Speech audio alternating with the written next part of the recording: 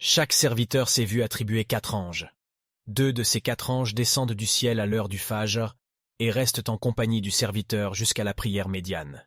Et les 2 autres descendent du ciel à l'heure du médiane et restent en compagnie du serviteur jusqu'à l'heure du Fajr. Et aucun des 2 groupes d'anges ne quitte le serviteur avant que l'autre groupe ne soit arrivé, afin que tout acte que ce serviteur effectuait soit bel et bien noté de manière claire et précise, tout est enregistré et rien ne manque.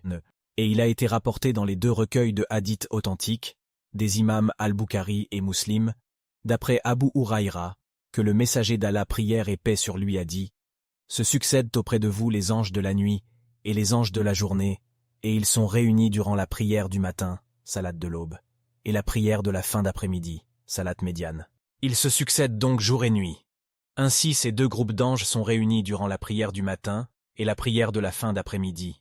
Et lorsque ces anges retournent auprès d'Allah, ils leur demandent dans quel état étaient mes serviteurs lorsque vous les avez quittés. Ils leur posent la question, mais il est plus savant qu'eux de la réponse. Ainsi, il leur demande « Dans quel état étaient mes serviteurs lorsque vous les avez quittés ?» Et les anges répondent alors « Nous les avons quittés alors qu'ils priaient, et nous les avons trouvés alors qu'ils priaient. Quand nous sommes partis en fin d'après-midi, ils étaient en train d'accomplir la salat, et quand nous étions venus à eux à l'aube, ils priaient.